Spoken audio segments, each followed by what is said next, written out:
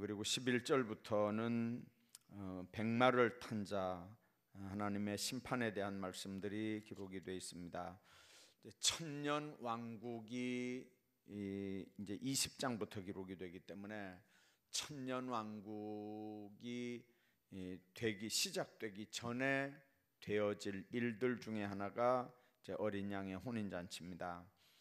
이제 이 요한계시록 19장 말고도 여러 군데서 예수님이 신랑이고 우리 예수 믿는 성도들은 영적인 신부라고 하는 걸 이제 우리가 다 말씀을 들어 기억을 합니다. 이 흰옷 입었다는 말은 세마포를 얘기하는 거고요. 성도들이 마지막에 이제 영적 신랑된 예수님 앞에 섰을 때 빛나고 깨끗한 세마포 옷을 입는 걸 말씀을 합니다. 근데 8절에 있는 말씀 보면 이 세마포 옷은 성도들의 옳은 행실이라 그렇게 말씀합니다. 그래서 이제 요즘에도 우리 결혼식 할 때 하얀색 세마포 옷을 입죠. 하얀 드레스를 입습니다. 왜 하얀 색깔 드레스일까요? 정결한 몸으로 이제 신랑에게 나아가는 영적인 이제 의미들이 그 하얀 세마포 속에 있습니다. 그래서 이제 예수님도 우리에게 말씀하는 건 이 흰옷 입은 성도들이 마지막에 이게 이제 흰옷이라는 게 성도들의 옳은 행실인데 하나님 앞에 옳은 행실을 한 하나님의 백성들이 마지막에 이제 주님 앞에 나아갈 때 어떤 모습으로 나아갈 건가? 그래서 예수 믿는 사람들이 늘 주님의 나라, 하나님의 나라가 임할 것을 이제 대비하고 살아야 되고, 이제 우리가 이 땅을 살지만 기다리는 삶, 준비하는 삶, 그런 하나님 앞에 성도들의 옳은 행실이라 그런 것처럼 옳은 행실을 하면서 하나님 앞에 이제 의로운 삶을 날마다 추구하는 삶이 하나님 앞에 아름다운 삶인 줄로 믿습니다. 여러분들, 하나님 안에서 우리가 하얀 옷을 입고, 우리는 영적 신부들이니까요, 하얀 옷을 입고 날마다 언제 주님이 오실지 모르니까 이제 하얀 옷을 입고 예수님 맞을 준비를 하고 우리가 세상을 삽니다. 그런데 그 하얀 옷은 조금만 흙탕물에 가도 이제 흙탕물이 튈 거 아닙니까? 이제 성도들의 옳은 행실이 그런 하얀 세마포 옷이라면 그 성도들의 옷에 묻은 흙탕물 같은 죄악으로 더럽혀진 그 죄악들을 깨끗하게 씻을 수 있는 방법은 뭐겠습니까? 하이타이겠습니까? 무슨 빨래비누겠습니까? 뭘로 그걸 깨끗하게 씻는 방법이 뭐겠습니까? 방법은 예수 그리스도의 피, 십자가의 보혈 외에는 그 세마포를 깨끗하게 씻는 방법이 없습니다. 그래서 우리가 예수 안에서 그 세마포 옷을 늘 깨끗하게 하면서 이제 성도들이 영적 신부의 삶들을 이렇게 이제 살아나가야 되는데, 요한계시록 3장 5절을 여러분들이 한번 앞으로 가서 한번 보겠습니다. 요한계시록 3장 5절을 한번 보시면은요, 3장 4절부터 한번 볼까요? 요한계시록 3장 4절 한번 같이 4절 5절 같이 보겠습니다. 시작. 그러나 사대에 그 옷을 더럽히지 아니한 자 몇 명이 네게 있어 흰옷을 입고 나와 함께 다니리니 그들은 합당한 자인 영고라. 이기는 자는 이와 같이 흰옷을 입을 것이요 내가 그 이름을 생명책에서 결코 지우지 아니하고 그 이름을 내 아버지 앞과 그의 천사들 앞에서 시인하리라. 아멘. 자, 이 사대 교회에 옷을 더럽히지 않은 사람들이 있다고 그랬습니다. 7영과 7뼈를 가지신 주님께서 분명하게 말씀했습니다. 내가 네 행위를 아노니 살았다고 하지만 실상은 죽은 자다. 그런데도 그 중에 옷을 더럽히지 않은 자가 몇이 있다는 얘기죠. 그래서 흰 옷을 그 사람들은 입을 것이고 내가 그 이름을 생명책에서 결코 지우지 아니할 거고 또 그 이름을 아버지 앞과 그 천사들 앞에서 시인하겠다. 어떤 그 교인이 이제 아마 장로님인가 목사님인가 누가 죽어서 천국에 갔대요. 딱 보니까 이제 심판대 앞에 하나님이 딱 앉아 계시는데 앞에 가서 이렇게 이제 갔는데 천사들이 묻는데 무슨 소리가 이렇게 하나님의 음성으로 들리냐면 네가 살았을 때 이런 일을 했느냐. 근데 가만히 생각해 보는데 자기가 못했더래요. 그러니까 못했습니다. 또 뭐 했느냐? 못했습니다. 뭐 했느냐? 못했습니다. 뭐 할 말도 없고 뭐 하지도 못했고 그래서 그냥 코가 쑥 빠져가지고 아이고 이제 하나도 대답을 못하니까요. 나는 이제 지옥행이구나 이렇게 생각하고 있는데 아니나 다를까 목소리가 이렇게 아주 냉정해지면서 이제 그 다음에는 이제 지옥 갈 수밖에 없는 판결이 떨어질 것 같은데 어디서 아주 세미한 이런 소리가 들리면서 그러면서 자기 편을 드는 소리가 들리더라는 거죠. 딱 보니까 한 모습의 예수님 음성인 걸 금방 이렇게 알아들을 수 있는데 그 목소리 내용이 이런 거더래요. 아버지, 이 사람이 세상에 있을 때 물어본 거 순서대로 다 얘기하면서 그렇게 못한 거 다 맞습니다. 다 사실입니다. 그런데 아버지, 이 사람이 세상에 있을 때 그런 어려운 상황일 때 꼭 내 편에 섰습니다. 꼭 내 편에 서서 말도 했고 내 편에 서서 행동도 했고 세상에서 어려운 일이 있을 때마다 이 사람은 내 편에 서서 행동했습니다. 그래서 저도 지금 이 순간에 저도 이 사람 편에 설 수밖에 없습니다. 그러면서 예수님의 음성이 가로 딱 맞고 그러니까 꼼짝없이 심판받을 수밖에 없고 꼼짝없이 지옥 갈 수밖에 없는 상황인데 예수님이 다 맞지만 그러나 이 사람이 살았을 때 내 편이었다는 거죠. 나를 위해 산다고 애쓴 거 내가 알기 때문에 지금 이 순간에 내가 이 사람 잡아야 된다는 거죠. 여러분들 하나님 안에서 우리가 이제 그 사대교회 하는 말씀 가운데 바로 그 말씀이거든요. 생명책에서 결코 지우지 않을 뿐만 아니라 그 이름을 아버지 앞에서 천사들 앞에서 예수님이 시인한다는 거죠.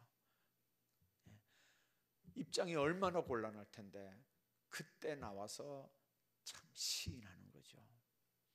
여러분들 재판하는 거 혹시 보신 분 계시나요? 저도 한 번인가 두 번인가 본 기억이 나는데요. 이 검사라는 사람은요 어떻게 하든지 올가매려 그래요. 어떻게 하든지 올가매서 그 피고로 하여금 이죄 저죄 이제 다 끌어모아가지고 이 사람은 한 10년 예를 들어서 이렇게 해야 됩니다. 이렇게 하면 변호사가 나가가지고 사실은 이렇고 선은 이렇고 후는 이렇고 이런 상황이 있었고 그러니까 존경하는 재판장님 집행유예로 이렇게 하는 거예요. 이제 좀 살려달라고 용서해달라고. 그러니까 검사하고 변호사하고는 하는 일이 달라요. 하는 일이. 그래서 검사들은 어떻게 하든지 세게 얽어매가지고 세게 때리려고 하고 변호사들은 어떻게 하든지 좀 봐주락하고. 예수님은 어느 쪽에 속할까요?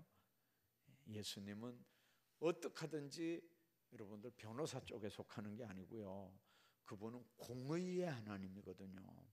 마지막 지금은 은혜의 주지만 그날은 어림도 없어요. 그날은 심판해 줍니다. 우리가 그 심판대 앞에 섰을 때 하나님께서 네 이런 죄 졌냐 안 졌냐 물어볼 것도 없어요. 내 입으로 다 직구한다 그랬어요. 내 입으로 다 직구한다고. 그러니까 자기 입으로 자기가 지은 죄 다 이렇게 고백하는 거예요. 그럴 때 주님이 내 편에 서서 그 모든 일들을 다 변호하는, 주님이 우리를 그 자리에서 시인하는, 우리를 안다고 인정하면, 아들이 안다고 인정하는데 여러분들 얼마나 하나님 앞에 복되겠습니까? 그래서 우리가 신앙생활하면서 기억해야 됩니다. 예수 믿으면 심판 안 받는다. 맞아요. 예수 믿으면 심판 안 받아요. 근데 그 말이 무슨 말이냐면 심판대 앞에도 안 선다 그 말은 아니에요. 우리도 다 심판대 앞에 서야 돼요. 심판대 앞에 서야 되는데 자기 죄를 다 자기 입으로 직고해야 돼요. 다 그래야 되는데 우리가 이 땅에서 어떻게 예수 믿었느냐, 어떻게 신앙생활을 했느냐, 이마에 인맞은 하나님의 백성으로 신앙생활 똑바로 했느냐에 따라서 그 자리가 하나님 앞에 칭찬받고 상받고 주님이 우리를 감싸주면서 오히려 그 자리가 영광의 자리가 될 수도 있고, 주님 우리를 모른다 그러면 방법이 없는 거잖아 그 자리는요. 그래서 여러분들 주님 안에서 정말 하나님 앞에 우리가 복된 삶들 꼭 사는 역사들이 있어야 되는 줄로 믿습니다. 그래서 생명이 없는 형식적인 믿음을 가진 사람이 정말 하나님 앞에 살았다고 하는 이름은 가졌으나 이제 실상은 죽은 자다 하는 사대교회 성도들의 모습들이거든요. 미국에서는 농담으로 사용하는 말 가운데 이렇게 뿌려지는 크리스찬이라는 단어가 있대요. 뿌려지는 크리스찬. 1년이 아니고 평생 3번 교회 다니는데 이 사람도 크리스찬은 크리스찬이에요. 언제 가냐면 처음에 태어나서 어렸을 때 유아 세례 받을 때 가면 물을 한번 뿌려준대요. 물 뿌리고 유아 세례 한번 받고, 두 번째는 미국은 결혼식 목사님이 줄에 안 서면 혼인 신고가 안 돼요. 호적에 신고가 안 돼요. 그러니까 목사님이 이제 줄에 해야 되는데 그 결혼식 할 때 교회 문 이렇게 나가면 밖에서 꽃가루 뿌려주고, 세 번째는 죽을 때 또 목사가 줄에 해야 돼요. 그냥 관에다가 흙 뿌려주고 3번 뿌려준대요. 그래서 3번 교인, 어렸을 때 유아 세례 받을 때 물 뿌리고, 결혼할 때 꽃가루 뿌리고, 죽을 때 흙 뿌려주고, 3번 뿌림. 교회 평생 3번 가는 거예요. 실제로는 2번 가고 1번은 죽어서 가는 거고. 유럽에도 비슷한 말이 있는데, 유럽에는 무슨 말이 있냐면 네바퀴 교인. 이 사람도 일생 동안 3번 교회 오는 사람입니다. 한 번은 유아 세례 받을 때 유모차 타고 오고, 두 번째는 결혼식 할 때 캐딜락 타고 오고, 세 번째는 죽어서 장례식 할 때 영구차 타고 오고, 그 차가 다 4바퀴 달린 것들이잖아요. 그래서 평생 3번 오는 사람, 4바퀴 교인. 여러분들 주님 안에서 우리가 신앙생활할 때 신앙의 열정을 잃어버리고 구원의 확신을 잃어버리고 아주 형식적인 믿음 가지고 그렇게 크리스찬 행세를 하는 사람들, 예수 믿느냐 하면 믿는다 그러죠. 구원 받았냐 그러면 받았다 그럽니다. 근데 우리가 냉정하게 한번 생각해요. 내가 받았다고 해가지고 받은 거 아니잖아요. 내가 받았다고 해서 받은 게 아니거든요. 그분하고 관계가 어떻게 되느냐 너무 중요한 거예요. 그분하고 관계가. 이제 요즘에는 제가 노회 일도 안 하고 뭐 총회 일도 안 하고 이렇게 안 돌아다니니까 이제 목사님들하고 관계가 잘 모르는데, 그래도 이제 가끔 한 번씩 이렇게 전화가 와요. 내가 가만히 생각해 보니까 아마 한 10년 통화한 지가 한 10년쯤 된 것 같아. 그런 후배들한테 전화가 와요. 목사님 아무개입니다. 그 가만히 생각해 보니까 아무개라 그러는데 이름은 알겠어요. 근데 얼굴하고 이름하고 이게 매치가 안 돼. 하도 오래돼가지고. 그러니까 얼굴은 얼굴대로 그 사람인가 맞는가, 근데 이름은 알겠는데 이 사람이 이 사람인가 막 이러는 사람이 전화를 했어요.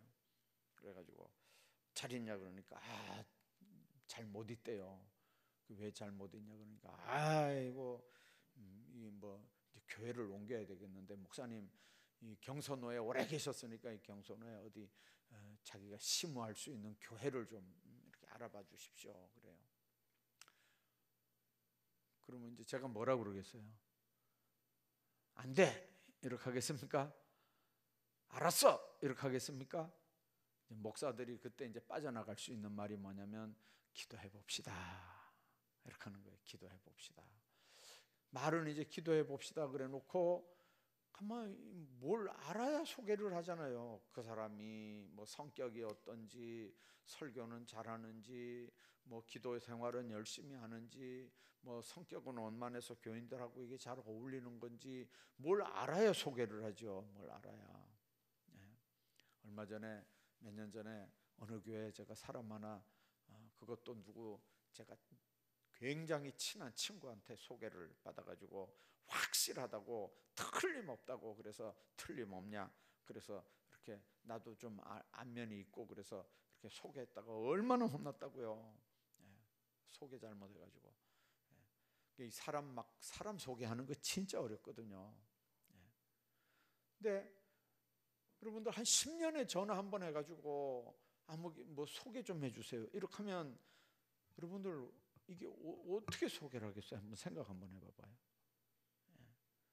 인간관계는 그렇게 하는 거 아니거든요. 실제로 한 10년에 전화 한번 하는 정도면 그냥 아는 걸로 끝내야지. 그런 어려운 부탁은 또 안 해야 돼요. 우리가 사람과의 관계도 그렇잖아요. 아무리 여러분들 친한 것 같아도 할 얘기가 있고 또 이렇게 부탁 사실은 안 해야 될 때가 있잖아요. 부탁을 하면 나도 힘들고 그 부탁받는 사람이 얼마나 힘들까 생각하면 그냥 서로 그냥 안 하고 마는 게 서로 이렇게 날 때가 있어요. 근데 부탁했다고 하는 말은요 얼마나 친하니까 어려운 부탁을 하겠어요. 하는 것도 힘들고 부탁을 받는 사람 입장에서도 힘든데도 불구하고 어려운 부탁을 할 정도가 되면 이게 평소에 얼마나 친하니까 부탁을 하겠어요. 여러분들 주님하고 관계가 그렇게 되기를 주의 이름으로 축복합니다. 여러분들 늘 주님과 교통하면 꼭 얘기 안 해도 주님 앞에 꼭 구구절절 설명 안 해도 아시지요 아시지요 찬송만 한번 불러도 다 아셔요. 그 곡조 있는 기도잖아요. 주님께서 주님의 방법으로 우리 기도도 응답하시고 우리 속사정도 주님께서 다 이렇게 이루어 가시는 줄로 믿습니다. 정말 중요한 건 둘 중 안에 하나입니다. 온전한 믿음을 갖든지 아니면 불신앙이든지 두 개 중에 하나거든요. 근데 문제는 불신앙이면서도 내가 신앙인인 줄 아는 거예요. 하나님 안에서 정말 우리가 조심해야 되는 것 중에 하나가 바로 그겁니다. 흰옷 입은 성도가 누굽니까? 세상의 유혹에서 믿음을 지키고 시련 속에서 믿음을 이긴 자들에게 주님께서 입혀준 옷이 성도의 흰옷이라는 거거든요. 그러면 그 사람 이름은 이미 생명책에 기록이 돼 있고 그 사람은 혹 범죄해서 그분 앞에 심판받는다 할지라도 그분이 가로막고 그 사람을 변호해 주는 역사가 반드시 있는 줄로 믿습니다. 그래서 하나님 앞에 서는 날 주님 앞에서 천사들 앞에서 우리를 시인한다고 그랬으니까 하나님께서 우리가 그렇게 하나님 앞에 살 수 있도록 그런 복된 삶을 우리가 꼭 살아야 됩니다. 두 번째는 흰옷이라고도 했는데 세마포옷이라고도 말씀합니다.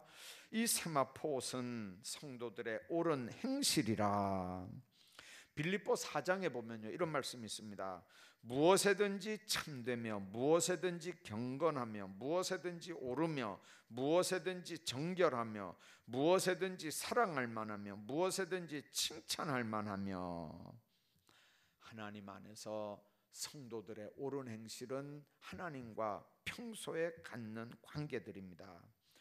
주님 안에서 여러분들 진실하고 참되게 사는 삶의 모습. 첫째는 내가 나한테 인정을 받아야 돼요. 여러분들, 인격의 통일성이 가능해져야 됩니다. 어떨 때는 그렇잖아요. 내가 내 마음에 안 들 때가 있어요. 내가 무슨 말을 해놓고 그 말한 내가 미워질 때가 있죠. 어떤 행동을 내가 해놓고 그 행동한 내가 미울 때가 있죠. 아이들한테나 뭐 옆에 사람들한테나 벌컥 화를 버럭 내놓고 금방 돌아서서 왜 그랬을까? 내가 내 마음에 안 들 때가 있어요. 그러나 여러분들, 하나님 앞에 깨끗한 세마포 옷을 입는 영적 신부들은요, 자기가 자기 자신에게 인정을 받아야 돼요.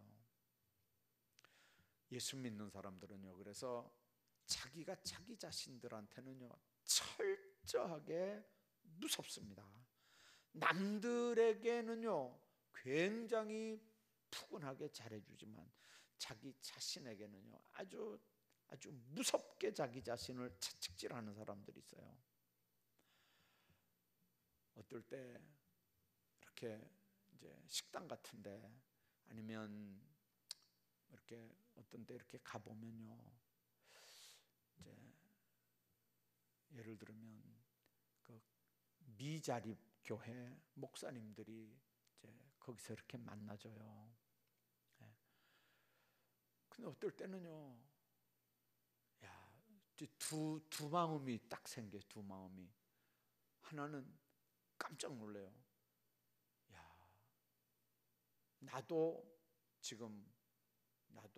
내 돈으로 거기 온 거 아닌데, 나도 내 돈으로 거기 온 거 아닌데, 그 미자립 교회가 노회에서 한 달에 뭐 80만 원씩, 뭐 90만 원씩 이렇게 받으면서 사는 사람들인데, 그 사람들이 그거 받아가지고 그런데 올 수 있겠나 하는데 막 이게 내가 시험에 이렇게 확 들어요. 나 같으면 그런 가난한 교회라면 나 같으면 저런 거 안 할 건데 싶은 생각이 이렇게 딱 들어요. 그래서 오히려 내가 상처가 이렇게 될 때가 있고요. 또 한쪽으로 생각하면 이제 그럼에도 불구하고 그런 거 누리면서 사는 게 또 얼마나 또 이렇게 좋게 보이는지, 또 그렇게 이제 두 가지로 이렇게 봐져요, 사실은요. 근데 뒤에 얘기보다 앞에 게 이렇게 비중이 더 많아지는 건 내가 좀 부정적인 사람이라서 그럴 수도 있어요. 근데 여러분들, 우리가 분명한 건 내 자신에게 대해서 냉정하고 내 자신에 대해서 채찍질하고 내 자신에 대해서 아주 이렇게 옳고 매는 그런 삶을 살고 대신 다른 사람들에게는 이렇게 잘해주는 삶. 예수 믿는 사람들한테는 사실은 그런 게 있어야 되거든요. 내 자신에 대해서는 엄격하고 어떤 분이 이제 그런 얘기하는 걸 들었어요. 자기는 외식을 할 때도 딱 정해놓고 한대요. 5,000원짜리 이상은 절대로 안 먹는데요. 근데 다른 사람을 대접할 때는 이제 그 규정이 깨지는 거예요. 그래서 다른 사람 대접하면서 자기도 잘 먹는다고 오히려 이렇게 감사하면서 한다는 얘기를 들어본 적이 있어요. 자기 자신에 대해서는 냉정하고 다른 사람 대접할 때는 이렇게 후하게 대접하고, 근데 거꾸로는 사람도 있거든요. 그래서 하나님 앞에 우리가 정말 이 모순과 갈등은 어디서 생기냐면요, 통일성이 없으면 언제든지 갈등 생기고 거짓과 허위 속에서 진실하게 살지 못하는 사람은 자신이 자신을 인정할 수 없는 삶을 살게 돼요. 두 번째는 다른 사람들에게도 인정받는 삶을 살아야 됩니다. 교회 일꾼 세울 때 여러분들 꼭 기억하셔야 돼요. 교회에서도 인정받아야 되고 동네 사람들한테서도 인정받아야 돼요. 그런 사람들을 교회의 일꾼으로 세우는 거예요. 안수 집사 세울 때도 그랬고 장로님들 세울 때도 그랬고 꼭 성경에 딱 있어요. 칭찬 듣는 사람이라는 게 딱 명시가 돼 있어요. 여러분들 자주 그런 건 아니에요. 1년에 한두 번씩은요. 자기 이름 안 밝히면서 동네에서 이렇게 전화가 와요. 그래서 이제 아마 절에 다니는 사람이 틀림없이 왜 그러냐면 누구를 찾느냐면요. 큰 목사님 계십니까? 이렇게 찾아. 이제 저 절에는 뭐 큰 스님인가 뭐 그런 사람이잖아요. 그러니까 아마 주지 뭐 큰 스님인가 그걸 찾는 모양인데 그래서 교회에서도 이제 큰 목사님 계시냐 이렇게 하는 거 보니까 아마 그 사람이 절에 다니는 사람인 거예요. 그런 사람들이 뭐라 그러냐면요. 아무개 그 교회 교인 맞냐고. 그래 맞다고. 그럼 뭐 나는 전화번호 묻는 줄 알고 맞다고. 그러면 뭐라 막 쉽게 말하면 교육 좀 똑바로 시켜라 이 말이에요. 교육 좀 똑바로 시켜라. 1년에 한두 번 정도는 그런 전화 받아요. 참, 여러분들 근데 그 사람들은 똑바로 사냐? 자기들은요 훨씬 더 몇 배 더 못 사는 사람들이에요. 그러면서도 예수쟁이들이 조금만 잘못하면요 그거 그냥 못 봐주는 거예요. 그러면서 만만한 게 그냥 목사한테 일러주면 뭐 무슨 뾰족한 수가 생기는 줄 알고 목사한테 일러준다고 전화하는 거예요. 똑바로 교육시키라고.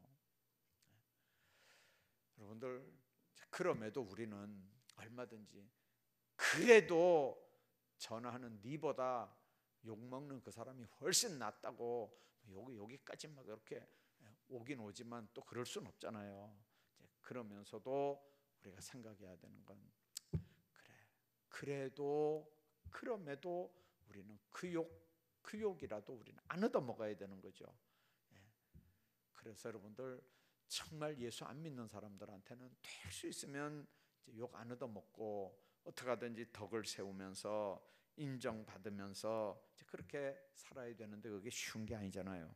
존경과 사랑을 받는다는 게 쉬운 게 아니에요. 그래서 어떤 사람이 그런 얘기를 했어요. 요즘에는 이제 입관 예배를 드릴 때도 영안실에 이렇게 관 다 집어넣고 예배는 또 위에서 이렇게 예배 드리잖아요. 그런데 옛날에는 입관 예배 드린다 그러면 다 밑으로 와가지고 관 뚜껑 이렇게 열어놓고 이렇게 누워 있는 거 이렇게 보면서 그러면서 다 입관 예배 드렸어요. 그 입관 예배가 이제 끝나면 이제 관 뚜껑 이렇게 두드려 받고 이제 그렇게 입관 예배 마쳤거든요. 요즘에는 한 10명쯤 이렇게 예배드리러 가도 아마 한 9명, 뭐 10명 거의 다 요즘에는 잘 못 봐요.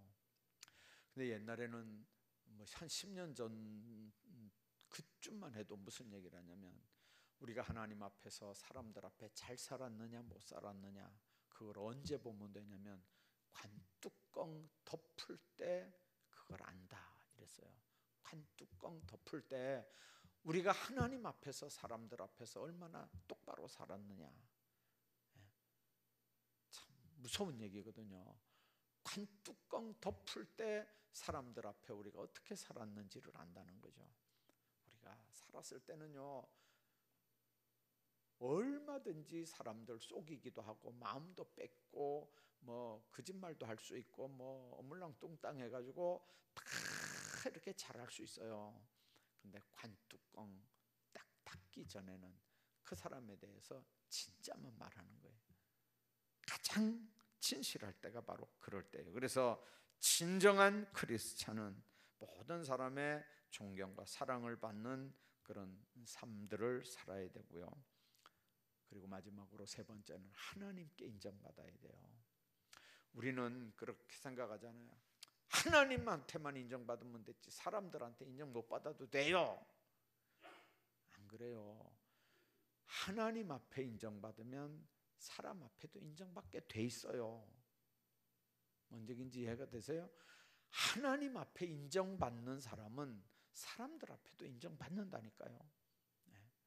그래서 정말 우리가 하나님께 인정받는 길은 두 가지예요. 믿음과 순종의 삶을 사느냐, 얼마나 믿음과 순종의 삶을 사느냐.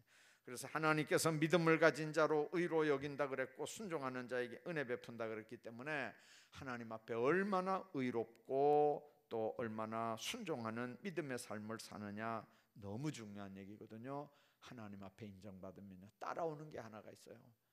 마귀에게도 인정받는 거예요. 마귀에게도. 아이고, 저거는 아무리 가서 애매하게 봐도 저거는 절대로 안 넘어가. 저건 하나님하고 쫙 붙어가지고 저거는 딱 기도 생활하기 때문에 저건 아무리 넘어뜨려도 안 돼. 아무리 유혹을 해도 안 되고 미혹을 해도 안 되고 대적을 해도 안 되고 저건 안 돼. 여러분들 하나님 앞에 인정받으면 마귀한테도 동시에 인정받는 거예요. 그래서 기도로 능력받고 마귀 물리치고 더러운 시험과 시련을 극복하면 귀신도 마귀도 아이고 저거는 예수쟁이, 저거는 진짜 예수쟁이 하고 그냥 옆에 오지도 못해요. 그래서 정말 절제생활, 경건한 삶, 온전한 참된 행동, 진정한 사랑 베풀면서 살면 빛나고 깨끗한 옷을 오늘 8절에 보니까 입혀주신다 그렇게 말씀합니다. 그래서 천사가 말하기를 기록하라 어린 양의 혼인잔치에 청함받은 자들은 복이 있다. 우리가 다 어린 양의 혼인잔치에 청함받은 하나님의 백성들로 지금 이 땅을 사는 겁니다. 그래서 우리가 해야 되는 기도 하나입니다. 마라나타 아멘 주 예수여 오시옵소서. 다시 오실 주님을 기다리는 하나님의 성도들 참된 영적 신부들로 하나님 앞에서 사는 축복들을 누리기를 주의 이름으로 축원합니다.